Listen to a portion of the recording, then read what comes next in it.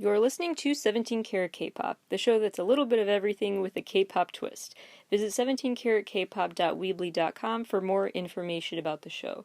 That's 17caratkpop.weebly.com. Enjoy the show! Hello everybody and welcome back to 17 Carat K-Pop. Today we've got to go through a lot of headlines and some yays and nays from me talking about the latest that happened in the world of K-pop this week. But before we dive into that, please check out the new episode of my show besides this one, To BB or Not To BB. That one is a breakdown of the 50 most iconic style moments in K-pop history, and it was a fun trip down memory lane to record, so I hope it's also a fun, nostalgic thing to listen to for newer and older K-pop fans alike. So anyway, but today we have a lot of news to catch up on because this was a busy week. I have a very interesting connection I see between a video game and BTS's music video world, so we have to update my BTS Theory universe conversation. We've got to talk more about, of course, previewing NCT's new album. We've got to talk about the whole Lovesick Girls music video controversy, some exciting new developments in the world of K-pop that we will get to, Super M's vigorous marketing strategy.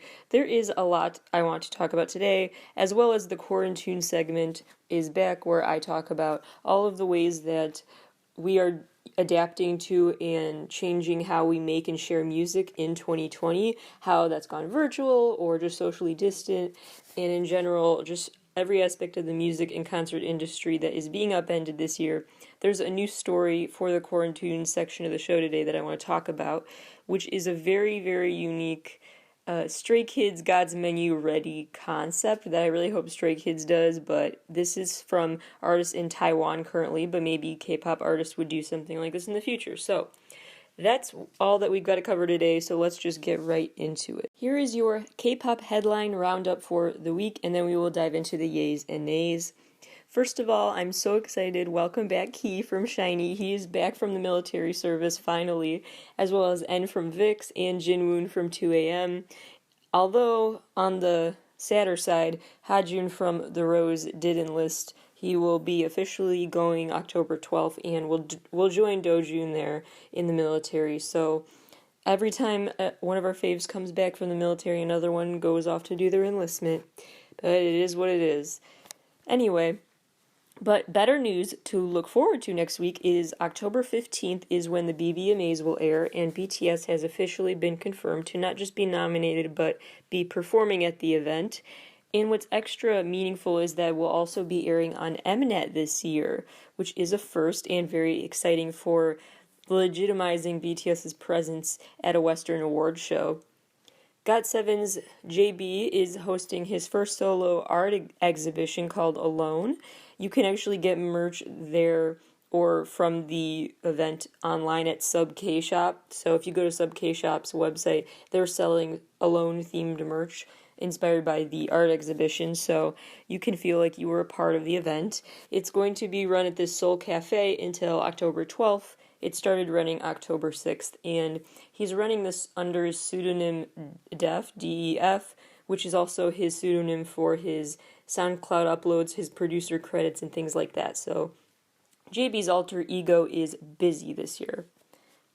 EMA nominees are in. BTS is nominated for Best Pop, Best Group, Best Song, Best Virtual Live Event for the Map of the Soul show, and Biggest Fan. So we know they're going to win at least in the Biggest Fans category.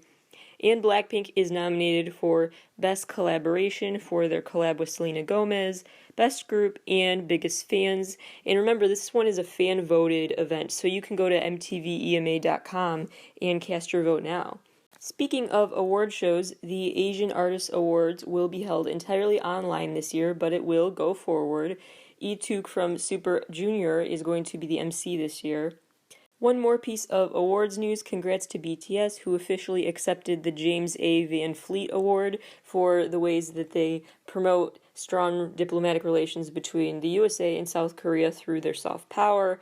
Namjoon and the rest of them, as usual, gave some very special moving remarks about how music is a universal language that unites us all during their virtual acceptance speech for that award, so congrats to them. Amberlou has a collaboration with the Drops app now that I would highly recommend you check out, especially if the Learn Korean with BTS app function was a little frustrating at times. I thought it's been fun to use, but it can still get frustrating. And if you get overwhelmed and want to just try another app for a little while to learn Korean, you could try Drops. And this app Amberlou is teaming up with for a 40-part series. It has 40 topics. It launched October 6th, and it's basically Amber selected these topics to help make learning Korean fun. A lot of Hallyu themed categories to choose from, so very relevant to K-pop fans around the world to study and know about. You can get it on iOS or Android, and it's a very visual, very fun way to play games and learn Korean along the way. So it makes it feel like you're not studying, you're just playing a game on your phone. So again, that is the Drops app, and Amber partnered with them for a special collection. In other exciting news, Lei from XO has started his own company called Chromosome Entertainment, and he's currently seeking out rookies to train under this new company. Less exciting news, SIS, aka SIS, they are a girl group that is set to promote as a 3-person group going forward because Dal and Minji are both taking a break from the spotlight until further notice. In terms of who entered the next View Club, the 20 million views club, congrats, you're welcome in now, Super M's 100 video. In the 60 million views club now, Stray Kids with God's Menu. In the 100 million views club, G-Idol with Han and Blackpink with Lovesick Girls, although given the rate at which people are watching that new Blackpink video, as of recording time, it's 100 million views, but it may be way beyond that already by the time this episode drops. 450 million views now for BTS's Dynamite, and there are a lot more records that have been broken recently. TXT broke their personal pre-order record with 300,000 pre-orders of their upcoming mini album already sold.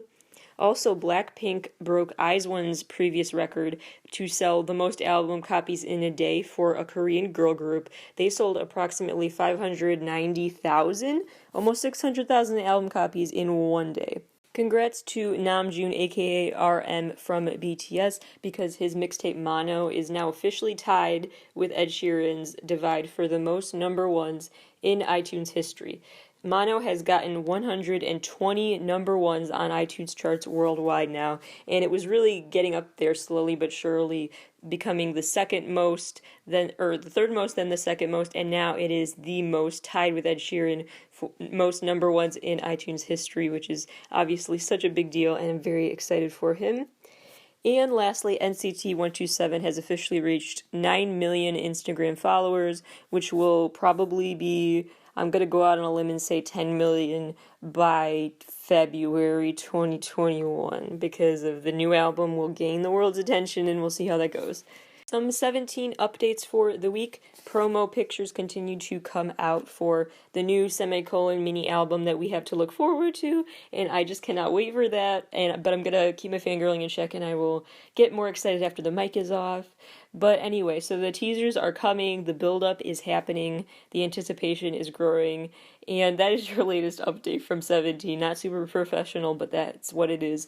Also, though, one other piece of news for 17 fans this week is that they now have an official Bilibili account, which is basically the YouTube of China, so them opening that is a big deal. I tend to have 5 yays and 5 nays for each episode where I do this segment, but actually today I have 6 yays and only 2 nays.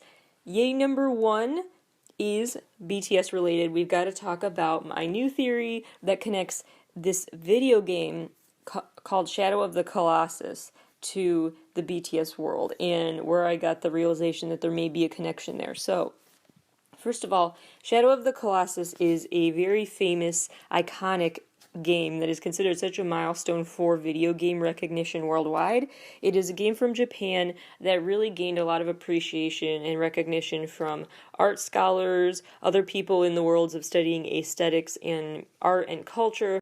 Basically, any pop culture anthropologist, sociologist, anyone who studies the world of art forms, especially in the gaming industry, they are really impressed by and influenced by Shadow of the Colossus. At least most of them tend to be in the video game space if that's what they specialize in. So all to say that it is a very well-known game for its aesthetic elements, for its storytelling power. It really solidified video games in a new light because they're so much more than just a fight scene or something. I mean, Shadow of the Colossus has not just incredible artwork that's very detailed, but it also just has an in-depth plot line that leaves you in thought. It just has a lot it just incorporates philosophy with action and other plot elements, so it's very cinematic, and that was groundbreaking for video games at the time and really helped boost their reputation forevermore. So it's a very well-revered game just in terms of gaming history, and so keep that in mind. That's why I think my theory that BTS was inspired by Shadow of the Colossus is not super far-fetched, because this is a very influential video game. It wasn't some obscure thing that I'm thinking of. So the story of the game is basically that this guy is trying to get to this girl, and in order to do so, he has to fight 16 different creatures along the way, and each time he kills one of those creatures on his quest to get to her, he becomes basically more and more corrupted and looks more and more like a monster. And he eventually gets these little horns in his head because of becoming more and more like a monster as he kills these creatures. So basically what he's learning on his journey is that he cannot detach himself from his past sins, and that it's about how the end does not always justify the means, you could say, is the moral of the story here, because he's becoming a literal monster for what he's doing in the name of love, and it brings up a lot of philosophical questions. And so that's overall one of the main plot points of the story, and really, obviously, the thematic parallels you might already be hearing if you are a BTS ARMY member, with how BTS's storyline, especially for the Map of the Soul era, talks a lot about that, about making peace with the negative and positive sides of yourself, having to face your own personal shadows in order to also face the positive traits of yourself, and accepting every bit of you, the light with the dark in your life, and facing your inner demons and recognizing them to know how to deal with them, and suppressing them isn't the way to do that. So anyway, there are a lot of parallels thematically between BTS's story and this video game story. Also, of course, them using the term shadow caught my eye. That could be another connection. This one is a little more out there, but this part of the theory I just want you to hear me out on. So, you know what the name of the girl is that the main character in the game is trying to get to?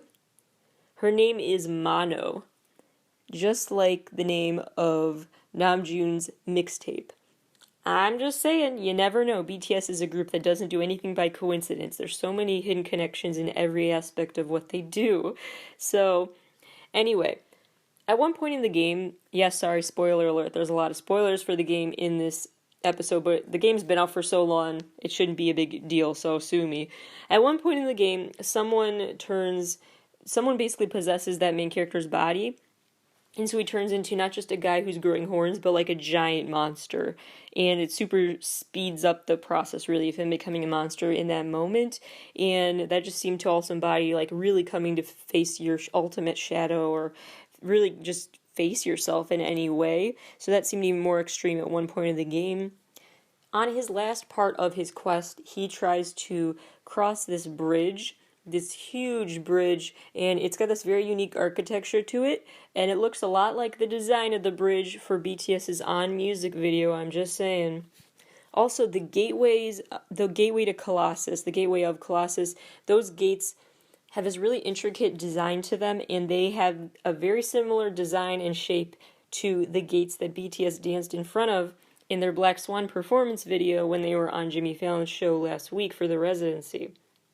I'm just saying, so it's not just the thematic parallels in the actual word choice that reminds me of BTS, it's the actual settings that they have performed in front of that look a lot like the bridge and the gates and stuff that you see in the video game. Lastly, Mono finds this baby at one point in the game alone and crying. She takes the baby into her arms and flees to go protect it. She goes to the secret garden to hold on to it there, and that just made me think of Hosek's video, his solo music video for Mama, because remember that during the Wings era for BTS, each member had their own symbol associated with them, the apple, the piano, etc. And for Hosek, it was the mom holding a baby. That was his like image for his character. And his song is, of course, called Mama and about that relationship. And then there's the mama holding the baby statue and blood, sweat, and tears and whatnot. So the mama and baby symbolism is a huge part of the BTS storyline during the blood, sweat, and tears era. So what I'm wondering is two different things. My first, and they're not mutually exclusive theories either, but my first theory is that BTS drew inspiration from Shadow of the Colossus as they worked on their music over the years. Whether that inspiration was subconscious or not, I don't know, but I'm just theorizing. And whether certain things were a coincidence, like the name Mono being used, which is probably a coincidence, it's still very interesting when each piece of this sounds like a coincidence until you combine it all and then add it up. It feels like there are too many parallels for this theory that have no weight to it. Just a thought. Second theory, which again is not mutually exclusive necessarily, is that BTS chose to depict settings from Shadow of the Colossus and such to combine eras. So it was a way to draw connections between the Blood, Sweat, and Tears / Wings era and the Map of the Soul era of their music. So combine musical eras across time. I feel like they like to do that, where they have little Easter eggs or nods to past eras musically that they've done, and so this is not abnormal for them to do. So just my theories. I'm very proud of myself for thinking up all of this. So that is my yay number one, is just my BTS theory and doing a humble brag, I guess, about creating it.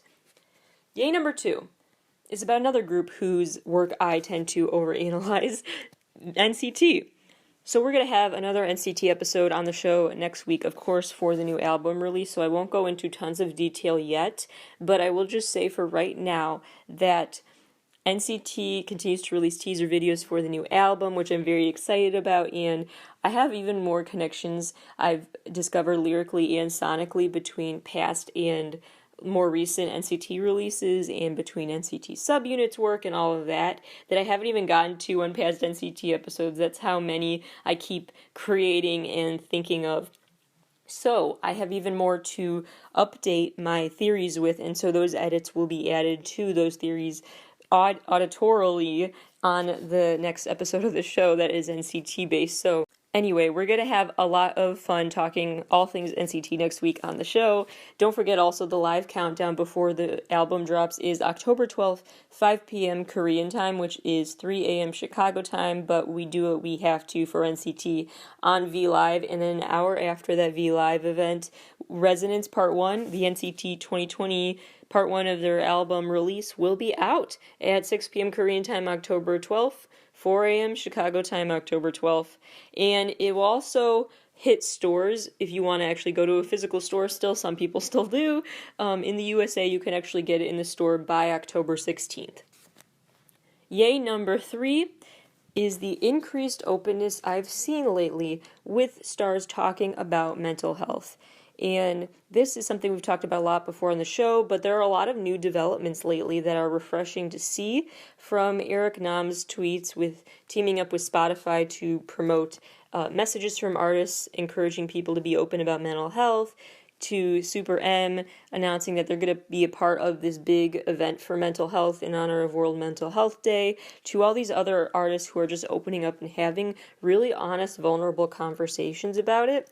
I'm just so here for this, and I want it to be more than just a trend, a passing thing, because it is so important for anyone in the spotlight or not to have that safe space, and especially when you have a platform like a K-pop star that's so impactful around the world, to be open about that is so important. And that's been happening over time. We've talked about Mina from Twice opening up and other milestone moments where stars have been more forthcoming than ever. SQ from 17, all of these different artists.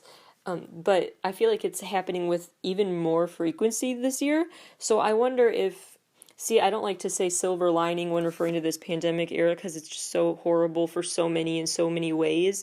But if there's any lesson we take from this era, maybe it is that we come out of this as people who are more willing to listen to each other's hardships and accept our own and just confront, like I was saying before, inner demons and be able to open up without judgment about mental health. Erasing the stigma, it has never been more important because mental health it needs to be top of line for everyone right now as we are in isolation. Humans were not meant to be in isolation, and so this is taking a mental toll on everyone, and so this era of paranoia and loneliness needs to be addressed, and so I wonder if this is a watershed moment, not just for K-pop, but for the music industry and just humanity overall, to be more willing to be forthcoming about how we're just really feeling.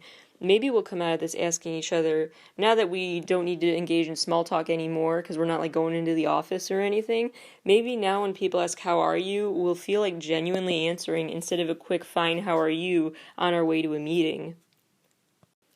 Don't forget to tune in October 10th, which as of recording time is tomorrow at 9 a.m. Eastern Time. It's free to stream. You can watch this event led by Lao's Foundation, the Blue Boy Foundation. It's a series of mental health discussions with a bunch of different celebrities and people in the mental health community talking about the theme of this year of this Blue Boy Foundation event is Breaking Modern Loneliness. Super timely. It'll be divided into 3 segments. One is finding mental health in isolation. Segment 2 is finding mental health in community. And segment 3 is finding mental health online. This event, again, is free to check out. It's from Lao's Foundation. And Byung-Gwan from ACE will actually be one of the speakers there. So he will be contributing to segment 2, finding mental health in community. It all starts at 9 a.m. Eastern Time, but Byung-Gwan's section of the event, so segment 2, if you want to tune in just for him, it'll be at 10:15 tomorrow morning. So be sure to check that out, and it's really great that he is able to be a part of that. Similarly, Super M is doing an event where they will be contributing to mental health awareness tomorrow at 10 o'clock Eastern Time. It will be, again, a free-to-access stream across the World Health Organization's social media channels, YouTube, Facebook, etc. That will include panel discussions about the need to invest more time and resources into mental health around the world, especially given all of the traumatic events of 2020. Super M will be performing there. It hasn't been confirmed as of recording time what they'll perform, but if it's not Better Days, I would be shocked. So expect them to sing Better Days, which is a really sweet song that is the comfort we all need right now. Also, there is a new show out called Miss Back. It's on MBN. It is a variety show that combines documentary content with variety show content, and it basically has eight former K-pop girl group members that are opening up on the show about their experiences in a K-pop girl group. They're very open about it, more than I even expected, just talking about the highs and especially the lows of being in a girl group and all the pressure they get, the body image issues that come with it, the, in general, mental health woes that it can take on them, the extremely stacked and packed schedule of events they have to go to and all of the fatigue that comes with that. And it's just very forthcoming, and I think it's important for especially aspiring stars to see before they get into this, to see if they really are passionate about it and are willing to sacrifice to do it. But it also raises good questions about what you should be willing to sacrifice and what is too much to ask. And I really feel like this show is really doing it right. They talked to 200 potential contestants, actually, and then narrowed it down to only 8 to star on this season of the show. And so I do think throughout that 3-month process of auditioning people for this, they really hopefully got to know them and figure out what stories they wanted to showcase. And they're showcasing, it's not like they chose just the 8 most bland or palatable stories of the bunch to promote. It seems like they genuinely wanted to find some raw stories to tell, and so the openness, I just hope, is a positive influence on viewers. And particularly Soyul from Crayon Pop was opening up in a way that I appreciated about female celebrities in general, where it's like they have an expiration date almost at age 30, and so she was opening up about that. She opened up about stigmas of being a young mom and handling a child while also a celebrity reputation. So very honest conversations, and just overall all of these events happening lately just got me thinking about this is quite an important moment to really stop and reflect on how K-pop is changing the conversation, a conversation that they viewed as a bit taboo and still do, but it's ebbing away, that taboo around talking about it. And so, like I said before, the stigmatization, if it should end ever, it is in 2020, because we need to just talk about how we're feeling right now to get through it.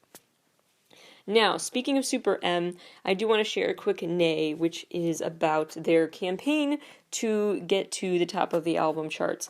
And part of me thought, honestly, I should call this a yay. It is impressive, and I kind of like it, because it is smart marketing, and I'm just fascinated by marketing tactics, and I think it's done quite well by Super M's PR team, but on the other hand, it's a bit annoying. So, basically what they did is they tried to get number one on the album's charts. And they did so by the usual tactics that artists do, promote on social media, tell their fans they want to get to number one, be pretty transparent about that, and also have flash sales and other sales on merch to increase album sales and all of that stuff, adding collectible posters or whatnot with your purchases of the physical album, all those different tactics that are now pretty standard. But this went above and beyond as well, because Super M sent out a series of text messages throughout a day to basically get the album boosted, and it went really back and forth, this series of promotional texts to people who signed up for the text list. So around 12:50, I'm not going to read all these texts, but just like a few sentences here and there that they said. So the first text was, we can't say enough how much we genuinely appreciate all of the support and hard work you've given us and our new album. The reason we have the energy to keep working hard is because of you. We love you. Stay safe. Then they went later on to tweet, just like last year, we're now in a battle for the number one spot, and the only way we can get there is together. Hashtag Super M fans unite. Want to know what you can do to help? And then 2 hours later, talked about basically call your local Target. If they say they don't have our album, just ask them to check the stock in the back. And then they said, later on in the day, we're in our final hours, call and hit up that local Target or indie store, and also download it and stream it. Like, they were giving us our marching orders throughout these texts, but they interspersed it with, like, we love you, stay safe, how are you doing texts. It was really quite impressive to watch this stream of texts come in all afternoon of thank you for your support, love you guys, mixed with, hey, did you buy it yet, and here's how you can get it to rise in the charts. And then later on, the text started being about specific members, and so each text was like a specific special note from a different member, followed by a text saying, buy their signed poster here and buy the album here kind of stuff. And so it was pretty see-through, but interesting. Then later, the text said, we have 2 hours left to do our best and come together in this final moment, so here's what we're going to do. We're going to offer free shipping on all signed posters for the next 2 hours and offer discount Super One albums on iTunes. Let's keep fighting. Thank you always. And they kept using hashtag Super M Fans Unite, leaning into the Avengers of K-pop title. Then 9 p.m. that Saturday that week, they went back to being all, hope you're having a great weekend. Thank you once again for your hard work. We're very grateful of you. So it was just fascinating to watch this all play out. In total, it had to be around 20 texts that afternoon, or at least it felt like it. It was fascinating for me to watch, just again, because I find marketing fascinating. It just the ways that they really did tap into they mixed the emotional appeal and the not so hidden way of marketing together back to back in a way that I think was pretty effective. So in the end, the album actually placed second on the Billboard chart, but it did get number one on the USA album sales chart with over 100,000 copies sold. So did it work? I guess. It was interesting because in the text they never said which album chart they wanted to top. So I guess then they could claim victory no matter what album chart. If it was just if it was just Hope's iTunes history chart, then sure, they got number one. They didn't even say, so it was easier to claim victory, I guess, because they did get number one on one chart, just not the Billboard chart. So anyway, it was very interesting to watch it all play out, because you could basically, as the day wore on, sense what the PR team was thinking. Like, this isn't high enough, let's do this now, let's do that now, let's try this, let's try that, mixed with, oh, by the way, love you, and other emotional things that really tap into our emotions as consumers, and that gets people to buy stuff. So I just found it really fascinating to watch. I put it as an A because it was a bit annoying to get text after text after text. I was trying to work and they kept texting me, but I also like it. I can't help it, even if I know it's a PR team and not really Super M texting me. I can't help but feel like it's a personal, special message to get a text from them. So it's very impressive. SM Entertainment, like I always say, is so forward thinking with their marketing, and they just know how to do it in a way that is so persuasive. So speaking of SM Entertainment, my yay number 4 goes to Taeyeon's latest V Live comments again. He gives such great comforting advice in all of his V Lives, and this one was no different, so I want to share what he said because I thought it was great advice.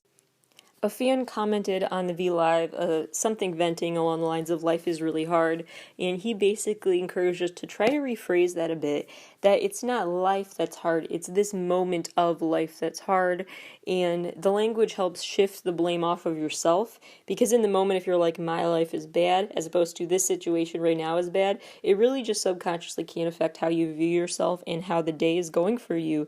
And so he said, quote, there will always be tough times, and if you keep still feeling that it's hard, it's not hard because you did something wrong. It's only hard because of the situation you're in. Don't blame yourself.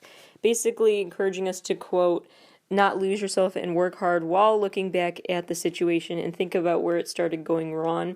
Basically, he just went on and on to say that it's important to keep in mind how we frame situations, because it's a great way to learn to cope over time and build up that skill to cope if you are easier on yourself and don't take everything so personally like you did something wrong. Anyway, I can't put it eloquently like he did, but I just am impressed with his mind as always and appreciate his comments, so I wanted to share those with my listeners.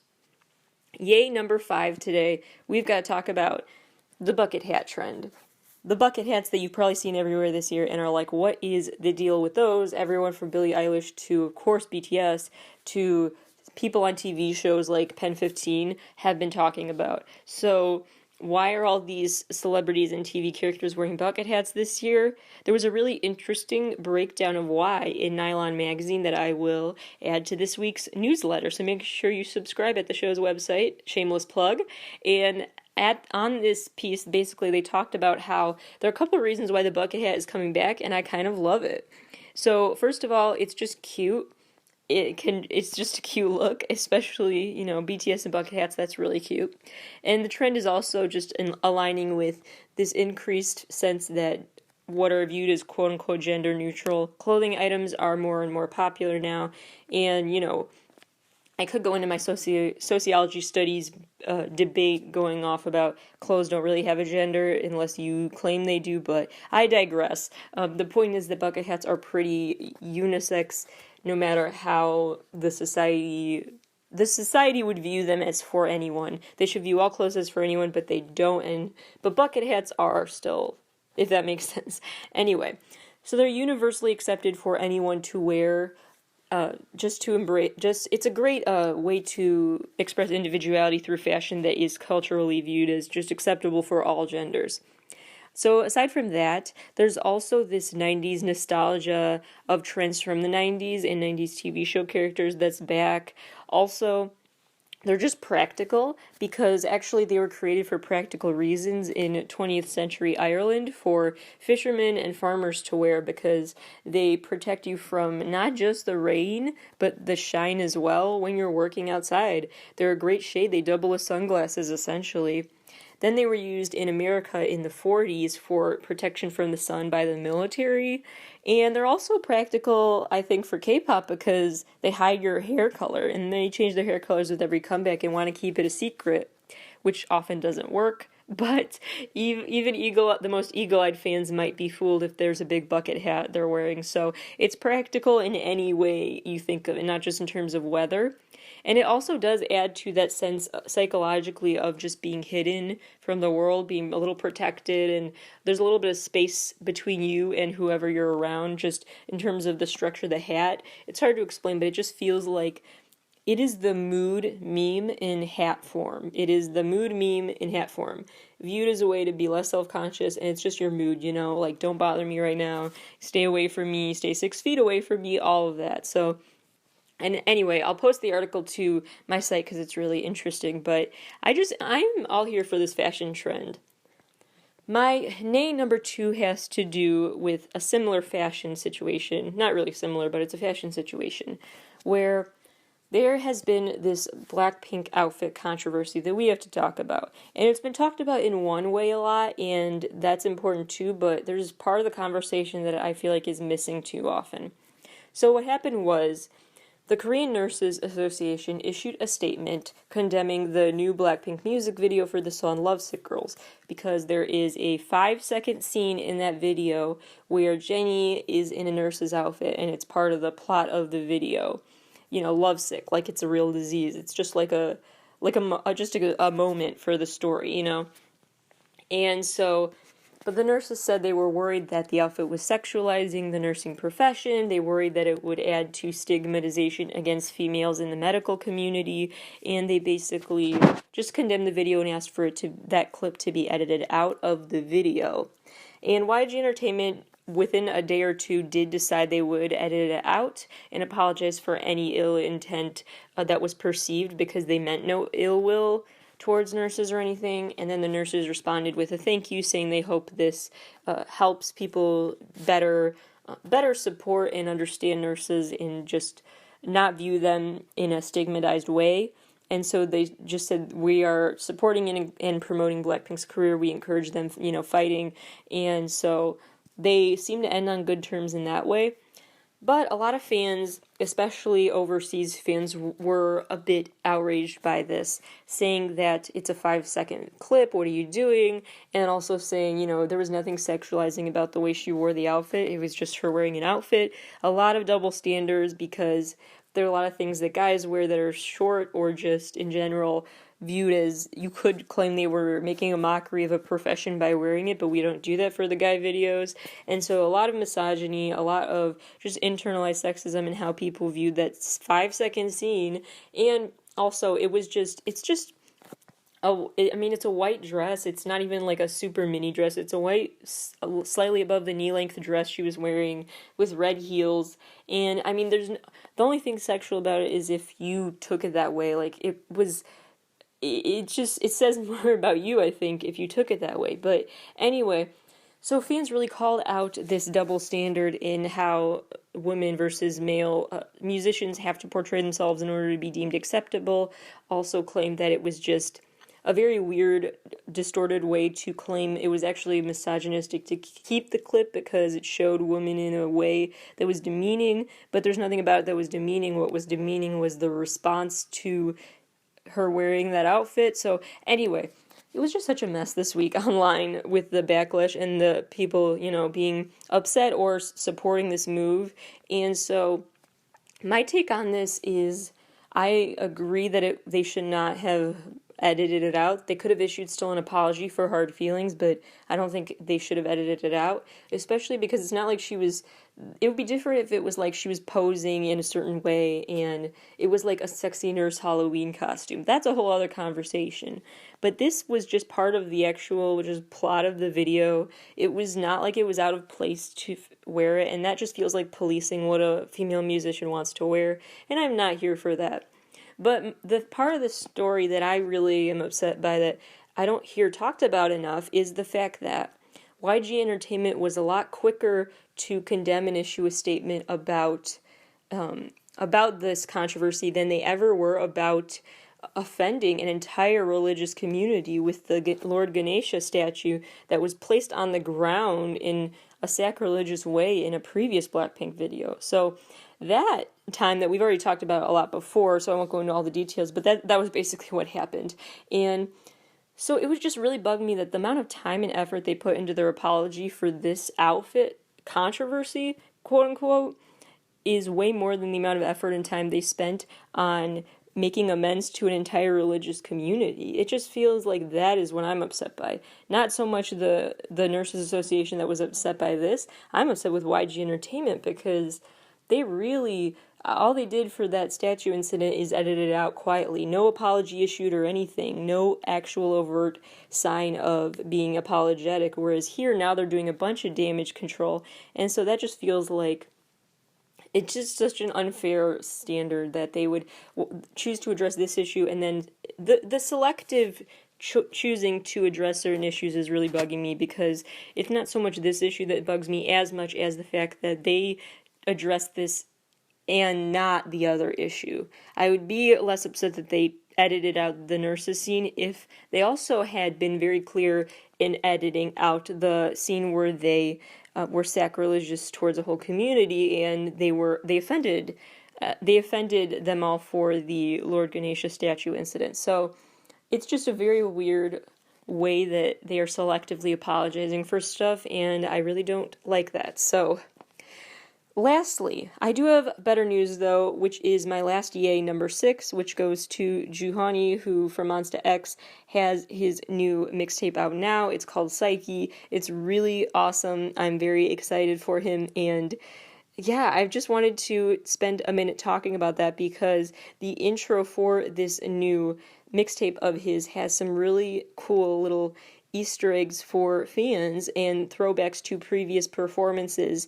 So first of all, there are like 4 main scenes that are brought up in this video.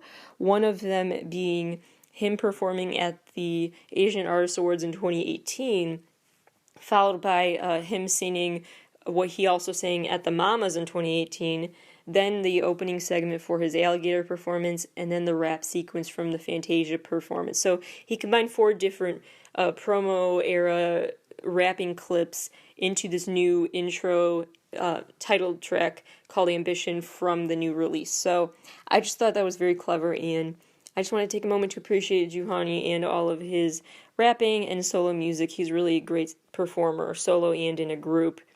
So, to sum it all up, my yays for the day go to the increased awareness of and acknowledgement of mental health in the K-pop community, my BTS theory about the Shadow of the Colossus parallels, the NCT comeback that is upon us, Juhani's new mixtape, and Taeyeon's V-Live comments that were a great piece of advice that I appreciated getting, and the bucket hat trend. My nays go to the Blackpink outfit controversy and how it's been handled, as well as Super M's texting blitz that really overwhelmed me a bit while I was trying to work. That sums that up. Now, we will get to Quarantunes as the next segment of the show after the break.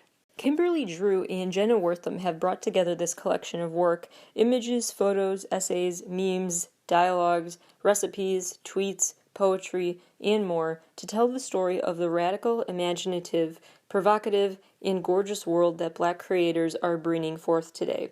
The book presents a succession of startling and beautiful pieces that generate an entrancing rhythm. Readers will go from conversations with activists and academics to memes and Instagram posts, from powerful essays to dazzling paintings and insightful infographics. In answering the question of what it means to be Black and alive, Black Futures opens a prismatic vision of possibility for every reader. This book, Black Futures, is coming out December 1st of 2020, but you can pre-order it now for $40. It is a beautiful collection of work that I'm very excited to read and hope you will read as well. The latest K-pop live stream concert events that you can mark your calendars for. This Saturday, October 10th, the Incheon Music Festival can be streamed on YouTube for free, and the lineup, we've already talked about the lineup, but the latest additions are Taemin has just joined the lineup, as well as Elris. So I don't know how Taemin is going to jump from the World Health Organization event to the Incheon Music Festival, but he's got quite a day tomorrow. ITZY will perform at the YouTube Fan Fest, and so you can stream that on YouTube as well for free October 11th. G-Friend has their first online concert ever, October 31st through Weverse. It starts 5 p.m. Korean time, which is 3 a.m. Chicago time. It's a pay-per-view event through Weverse that will be a 90-minute show. And also October 31st is an enormous lineup for a K-pop drive-in concert in South Korea. It's like at least 30 names on that list. It is a huge lineup. I don't know how it's going to work logistically, but it's a drive-in show, and I'm very interested to hear how that turns out. And maybe K-pop stars will want to do that outside of South Korea in the future when it's safe. I don't know. We will see. Also, in the music industry more broadly, 2 big names in the music industry that as of recording time have not been made public yet are apparently about to announce pay-per-view show experiences. It sounds almost like a residency pay-per-view thing that will be more than one show, but maybe that's just the weird wording of it. but apparently two big pop stars are going to announce pay-per-view showings soon. My guesses would probably be Dua Lipa and either Ava Max or Miley Cyrus, but that's just me speculating. And these are all rumored details about this. So the only confirmed thing is that two female stars are about to announce pay-per-view shows. The rumors are about if it's more than one show and possibly $10 a ticket with around 100,000 tickets being sold per show. And everything else is kind of unknown right now, but apparently a big announcement is coming in the world of virtual concerts very soon. Also, you can check out Miley Cyrus's Backyard Sessions that is coming back, where she sings a bunch of classic covers and stuff, so you can check that out on YouTube for free viewing. Hopefully, more stars continue to perform for us virtually. Also, in the music world lately, there have been streaming trends that have changed, and Spotify has responded to those with a new global weekly top albums chart, which shows the most streamed albums in the world that week. So that will be very interesting over time to see how K-pop does on that list. And so far, it's too soon to tell really any trends with that, but I'm very curious how that plays out. So keep an eye out for that new Spotify chart system, as well as other chart systems spending less time focused on album sales and more time on streaming counts for sure. In terms of being able to sell merch these days, Tove Lo found a unique way to do that with the Tove Lo Customs collection. So basically, she personally designed 17 pieces of clothing, merch she bedazzled or drew on or added sewing details to. Whatever she's done, she's personalized 17 pieces for an auction. So you can get this personalized merch October 12th. And all the proceeds from this auction will go to Music Cares to support COVID-19 affected musicians and the aid fund for them during this time. Previously this year, Tove Lo already galvanized her fans into raising $10,000 for Music Cares. So this is a merch trend that I would keep an eye out on auction-based events. Although some people are still doing actual in-person events with precautions. So the latest with that is that Lana Del Rey had a surprise book signing for her new poetry book. And a lot of people, there's a lot of debate about the mask she wore though, and I have questions too, because first of all, it is cute. It's rhinestone sprinkled, and I love rhinestones. But second of all, it's very sheer. It's made of mesh, and it looked like you could clearly see her smile under the mask, so I get why she would wear it for a book signing event where she took selfies with fans. But if you can see your mouth through the mask, isn't that a sign it's too thin of a mask to be safe? So there's a lot of speculation about that mask, and I have questions, because that mesh mask was very cute, but not worth that if it's not actually safe. So I have questions, but anyway, if there are precautions taken, I wonder if more artists will try to do that. Even K-pop artists, if they would ever resume in-person album signings before a vaccine, if everyone wore masks, there was a very limited amount of people who went to the signing and they all stood on markers on the ground 6 feet apart from each other, would they do it? I don't know, but it's something to keep your eye out for, that sometimes artists are still doing things that feel like a relic of a past life by this point, but spontaneous book signings and other events where they ask fans to show up for them are still happening in some way. So if that can be safe, then go for it, but that's a big if. But keep an eye out on that trend. Last big trend to look out for is, again, we've talked before on the show a lot, especially on the episode Wanho My God, if you want to check out more about this topic, but really the fan-artist relationship has really changed over time, and that's been accelerated by this pandemic when artists are trying to find more and more ways to connect with fans. And so the latest example that I found interesting in this category of news is Victoria Monet's latest choice, where she basically wrote a song called Politics, and she left a verse unfinished. So basically fans get to fill in the blanks. And so she left the song up. It's on SoundCloud, and she encourages people to tag her in remixes of the song where they add their own verse going off of hers. So she's basically making duets with her fans through this. It's a very cool idea, and also it doubles as a reminder to go vote this year. And so it's a very cool way to keep in touch with fans and really make them content that they like and can personalize, because of course they like it and personalize it. It's very inherent to the concept. And so that continues to be a thing here, whether it's fan art, being used as official artwork eventually, or verses being added to by fans, or other things. It seems like artists are being more and more receptive to fan input than ever before, which is a very, very cool, exciting trend to see.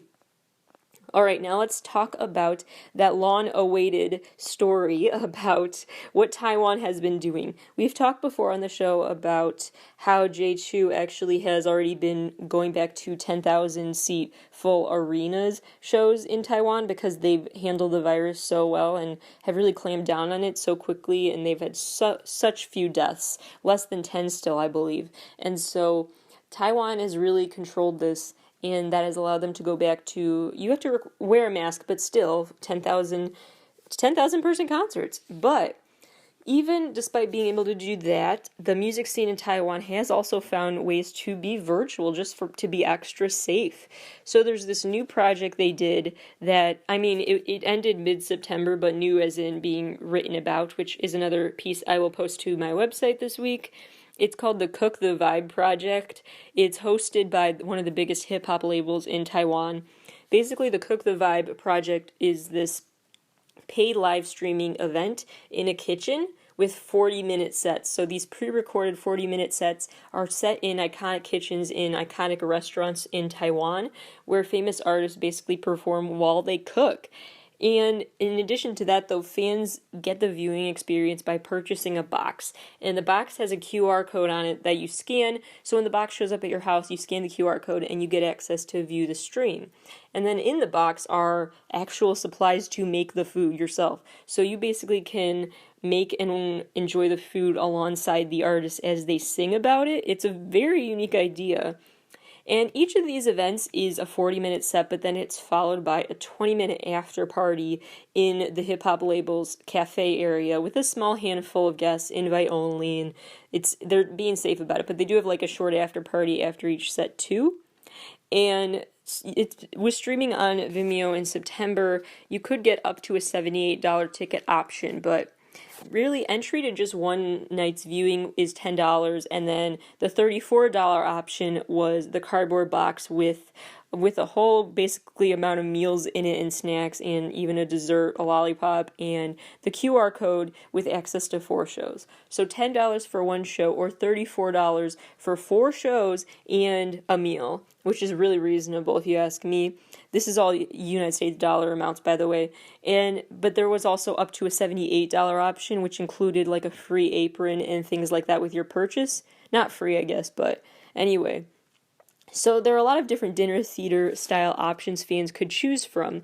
And this goes back to what I was talking about in the episode about the experience economy and how over time we've really grown accustomed to and developed a need and desire for more and more personalized experiences, and we feel like we need an experience for it to be worth our money more and more because so much demands our attention nowadays. And so for them to provide more than just a live stream, but to provide an experience, that suddenly makes the cost a lot more worth it. If I just said they charged you $34 to watch the 40-minute set, you would say that's ridiculous. But the whole experience of that dinner theater type situation is what makes it way worth the price. And so that is something to keep in mind that other artists can learn from in the future, because it is a way to go in the future. You know, the experience economy has to look different nowadays, but it's still not going anywhere. It's changed.